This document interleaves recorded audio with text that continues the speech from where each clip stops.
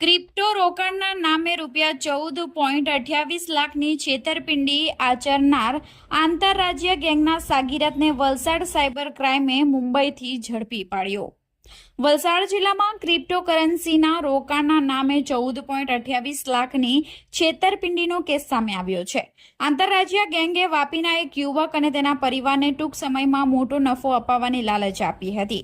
Valsad cyber crime પોલીસે મુંબઈના દહીસર વિસ્તારમાંથી આ ગેંગના એક સાગીરતની ધરપકડ કરી છે। પોલીસ સૂત્રો અનુસાર વાપીના ડુંગરા વિસ્તારમાં રહેતા 26 વર્ષીય આયુષ કિરણ કુમાર જૈનને અજાણ્યા નંબર પરથી ફોન આવ્યો હતો। ફોન કરનારે પોતાને ગોલ્ડ નેસ્ટ રિસર્ચ કંપની સાથે સંકળાયેલા જણાવી ક્રિપ્ટોકરન્સીમાં રોકાણથી સારો નફો મળશે તેવી લાલચ આપી હતી। વિશ્વાસ કેળવવા માટે ઠગોએ યુવકને ફેક વેબસાઇટથી લિંક મોકલાવી હતી।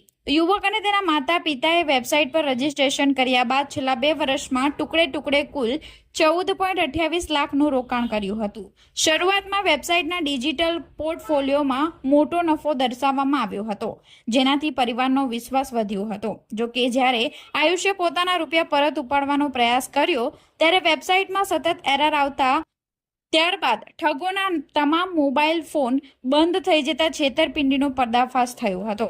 આ ફરિયાદના આધારે વલસાડ સાયબર ક્રાઇમ પોલીસ સ્ટેશનના PIHG રબારી અને તેમની ટીમે ટેકનિકલ એનાલિસિસ, વોટ્સએપ ચેટ અને બેંક એકાઉન્ટની વિગતોના આધારે તપાસ શરૂ કરી। તપાસ દરમિયાન કૌભાંડના તાર મુંબઈ સાથે જોડાતા પોલીસ ટીમ દહીસર ઈસ્ટ પહોંચી હતી। પોલીસે દહીસર ઈસ્ટ વિસ્તારમાંથી ઉમેશ છગનભાઈ પટેલની ધરપકડ કરી હતી અને તેની પાસેથી વિવો કંપનીનો મોબાઈલ ફોન પણ જપ્ત કર્યો હતો।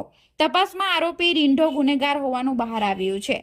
કેન્દ્રીય ગૃહ મંત્રાલયના સમન્વય પોર્ટલ મુજબ આરોપીના બેંક એકાઉન્ટ અને કંપની સામે દેશભરમાં કુલ 38 જેટલી ઓનલાઈન ફ્રોડની ફરિયાદો નોંધાયેલી છે।